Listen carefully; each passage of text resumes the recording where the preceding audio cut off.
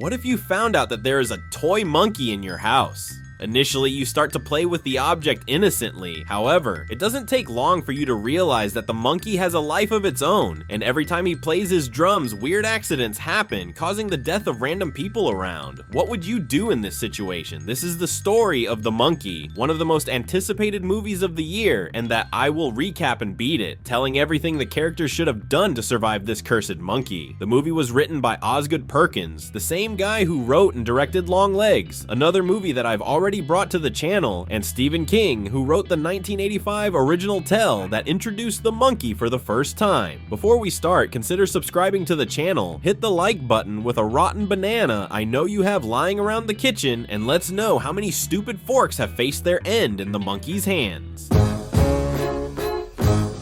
The film begins in 1999 when we meet an airline pilot before he decided to star on Severance. He enters a store panicking and carrying a toy monkey, saying that he wants to return the merchandise he had bought for his children a few days before that. Unfortunately, he should have kept the receipt, as the seller clarifies that the store's policy prevents him from accepting returned toys. This annoys the pilot, who says that the monkey should not be called a toy, and adds that every time the monkey starts to move the drumstick, bad things happen to people, which is a metaphor for them to meet the devil ahead of schedule. Said and done, because the monkey starts shaking the drumstick, leaving the pilot about to cry in the shower. However, after the musical presentation, nothing happens, which turns out a reason for the seller to mock the pilot. Have some patience, old man, as we suddenly see a rat biting a rope, which breaks and releases a harpoon on the chest of the funny salesman, releasing the old man's intestine in sequence. Literally, a good way to prevent this death is basically not to be an idiot like the salesman, who could very well have pointed the harpoon on the shelf instead of drawing a target on himself. Anyway, that's when the pilot finds a flamethrower in the store, which he uses it to roast the evil monkey. Sometime later, we meet the two Severance pilot sons, in this case, the shy Hal and the cool Bill. They are twin brothers and of course have a bad relationship, which makes Hal constantly dream that he is sending Bill to afterlife in very sadistic ways. It is also revealed that the boy's father went out to buy cigarettes and never returned. Nevertheless, they both miss him very much. This makes the dynamic duo go to rummage through their father belongings that mom kept inside a closet. That's precisely when things start going south, since they find a box, and just guess who's inside it? Itself, the devilish monkey. Right here, it is already clear that the naughty object can regenerate, as we understand that the barbecue made by the pilot was just a waste of time. As Bill pretends he's the macho brother, he decides to turn a key that is behind the monkey, causing it to give a ghastly smile that would make even Chuck Norris shit himself in his pants. Anyway, nothing immediately happens, but the next day, the brothers are picked up at home by their nanny, who decides to take the duo to have dinner at the Japanese restaurant. Out of nowhere, something strange happens as the monkey magically ends up inside the car, which intrigues Hal. In the restaurant, while a very showy sushi man prepares a special food for the nanny, we see the monkey playing drums, and when he finishes, the chef accidentally hits the girl's neck with the blade, which gives her a huge headache. After the funeral, the boy's mother, named Lewis, tells them that everything in life is better when you dance, which they do that night. I think this will be a great weapon against the monkey. In the meantime, Hal begins to suspect that the monkey is involved in the restaurant accident in some way and tries to communicate with it, but smartass Bill thinks that his brother has an unrequited love for the toy and starts to terrorize Hal's life, which includes putting the monkey inside his brother's backpack so that the rest of the kids start healthy bullying activities. It gets to the point where Hal turns into a walking banana, as Bill and the other bullies pepper his body with bananas during school break. With his heart filled with hate, Hal returns home and turns the monkey's key, asking him to end his brother's life. Be careful what you wish for, since the banana fan starts playing the drums while Bill arrives home and finds their mother having a bloody aneurysm, leading the woman towards the light. Realizing that he really messed up, Hal cuts the monkey into several pieces and throws it in the trash. He and his brother are adopted by their uncles, who move with them to Maine, practically the same place all horror stories written by Stephen King take place. Their uncle tries to make small talk with Hal, saying that he will do his best to raise them. The only reason I'm mentioning this scene is because the actor that plays the boy's uncle is the film director. Screw that, because when the brothers go to sleep, Bill wakes up to notice that the monkey is right there looking at him. Hal, however, says that this is not possible since he himself had torn the naughty toy to pieces. Bill then theorizes that their mother turned the key and consequently caused her own departure to the afterlife. Bill stupidly believes that whoever turns the key eventually dies, which doesn't make any sense as he had already done it before, and the one who got hurt was the nanny. So defeating this movie is basically very easy. Just don't turn the damn monkey's key. Hal obviously omits that he was the one who turned the key since he doesn't want to be beaten, and also because he feels guilty about what happened to his mother. Bill is so confident in his theory that he simply turns the key again, which sends his uncle to the afterlife in a bizarre accident on the next day. The man basically turns into mincemeat after being trampled by dozens of wild horses during a hunting expedition. With the confirmation that the monkey chooses the victims randomly, the two put it back in the box and chain the evil object, throwing it through a dark well in the hope that the cursed thing will not end up in the hands of people with bad intentions. The plan works for the next 25 years. However, the pain in the ass monkey comes back to annoy mankind once more. In this case, Aunt Ida, who falls down the ladder on top of several fishing hooks and has to rub alcohol so it doesn't get infected at the same time she hears a noise on the stove. For some reason, I didn't understand she leans her face to smell if there's gas coming out from it. Unfortunately, the stove is turned on, and as her face was full of alcohol, let's say that the result is not very pretty. She could have avoided this if she had remembered that human beings usually have noses, which Ida should have used to smell if there was gas in the air. Damn her, because desperation makes Ida run out of the house to meet a sale sign which unfortunately hits her forehead. Meanwhile, we see Hal, who now works in a market managed by Dwayne. Hal narrates that he hasn't heard from Bill for several years. Hal also reveals that he had a son, but his relationship with the boy's mother didn't work out, and therefore Hal only gets to see him once a year. Dwayne mocks him and regrets the fact that the guy has a child. Well, he ain't wrong considering nowadays cost of life and the obligation to pay child support. Anyway, Hal goes to get the boy for a road trip as we find out his son's name is Petey. His plan is to take his son to an amusement park. However, as soon as he arrives at the boy's stepfather's house, Petey's mother and former bang lady says that Frodo, her now husband, will register Petey as if the boy were his own. Funny or not, Frodo works as relationship coach and has written half a dozen books about fatherhood. It means something that has become functionless. Shut the hell up, Frodo. Just go away to burn the damn ring. Hal protests by saying he cares about Petey and that he wants to continue being his father. Yeah, you aren't very good at stepping up as he's convinced to change his mind in a matter of 45 seconds. Meanwhile, back in Maine, we meet Thrasher, an angry boy who goes to Ida's auction of personal belongings and ends up buying the damn monkey that magically ends up using teleportation to get there. Anyway, this character is played by Rohan Campbell, who is very familiar to every unlucky bastard that watched Halloween Ends. Remember Corey? So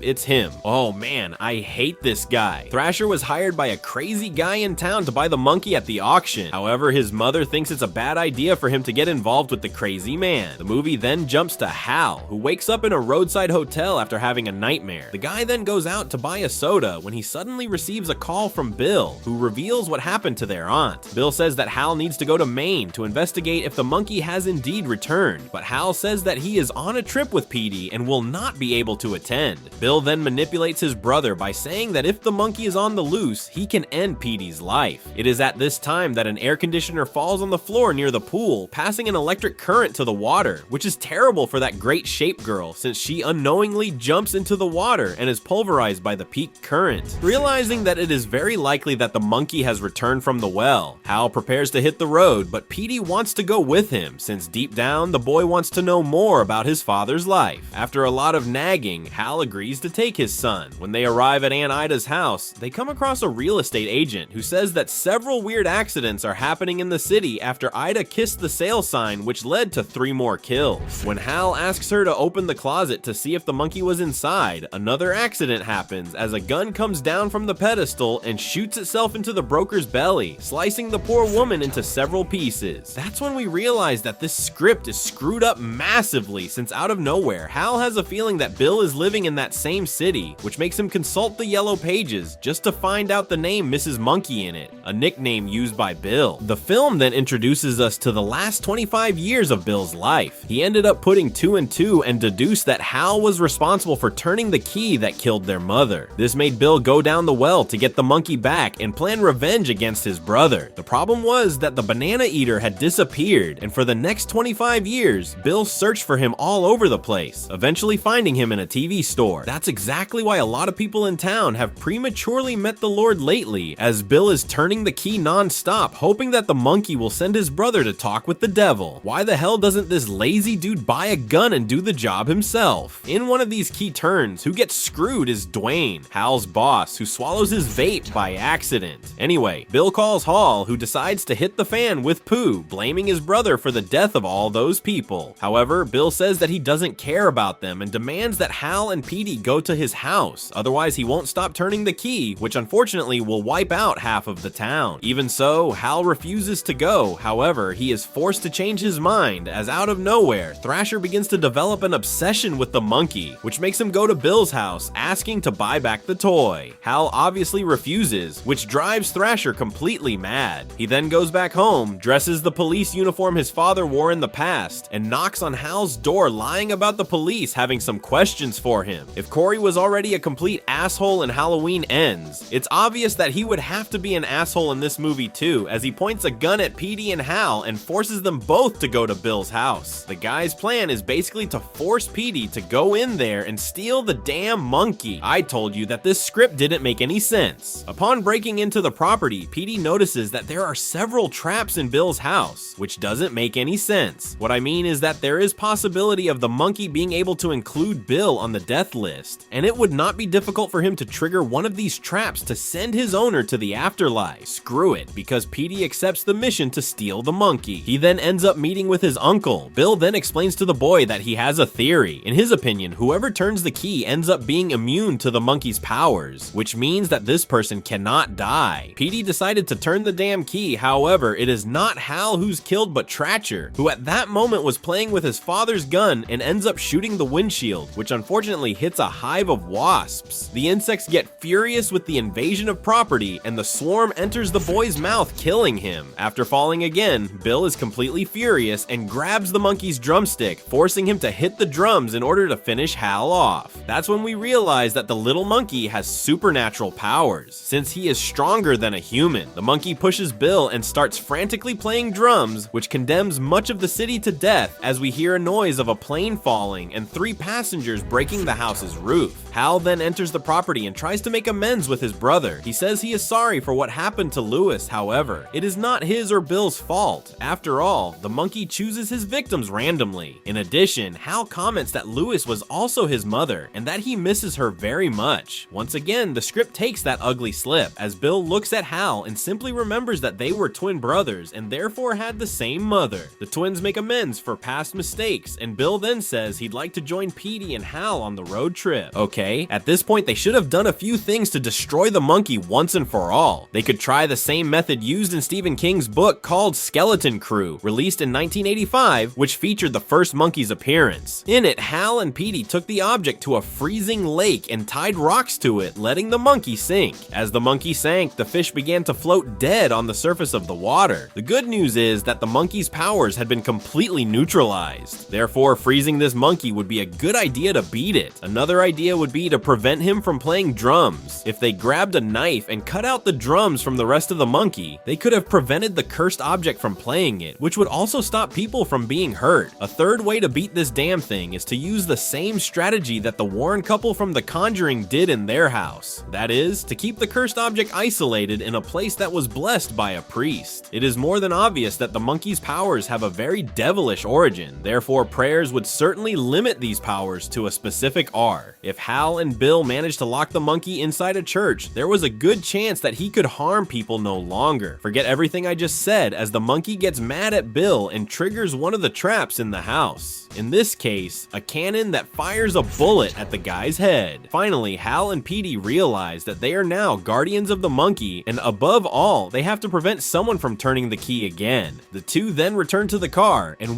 as they leave town, we see that a person was hit by a surfboard and a baby stroller on fire, as mom is frantic running after it. Not only that, but half of the city was also destroyed by the plane crash. When father and son prepare to leave the city, we see a ghost rider now looking at them, in this case, one of the horsemen of the apocalypse, Death itself. The horseman looks quite pissed off since he's got work on Sunday to collect all those souls. Screw it, as Hal looks at Petey and asks if he would like to go to a dance club. After all, it was something Lewis always liked to do in life. As they leave Maine behind, we see a school bus with some cheerleaders losing their heads to a truck, which makes it clear that the monkey is still working frantically to wipe out every single human on Earth. The monkey had great reviews from critics, however. The film wasn't very adored in the public's perspective. I gotta be honest with you guys, I expected so much more from this movie, especially because of all the noise the movie made before it premiered in theaters. The movie has its moments, as it is well directed and has the comedy tone that I usually like. In addition, the best part are the kills, because they are really violent and gore is just right. The actors also do a competent job, especially Theo James and Christian Convery. The main problem is that the monkey lacks an essential aspect that is 80% of a movie. In this case, the story. The script is super shallow, and I couldn't really care about the twin brothers. Basically, by the end of the movie, I was already pissed off with all these characters as I just wanted them to be killed by the cursed monkey. Not to mention that there are some dialogues that, for God's sake, are simply ridiculous. Unfortunately, this is one of the biggest horror disappointments of 2025, and therefore I give it a 5.5 out of 10. At the box office, The Monkey was a commercial success as it made more than $60 million, considering that its budget was only $11 million. If you like this video, don't forget to subscribe to the channel and consider becoming a member, as you can watch the videos without any ads and still receive horror stickers to put in the comment section. Without further ado, let's go to the kill count. In total, we had 28 kills in The Monkey, as the golden medal goes to the babysitter at the beginning of the movie. That's it, guys. Just remember to slice your banana through the like button. I hope you enjoyed it. See you in the next video, and thanks.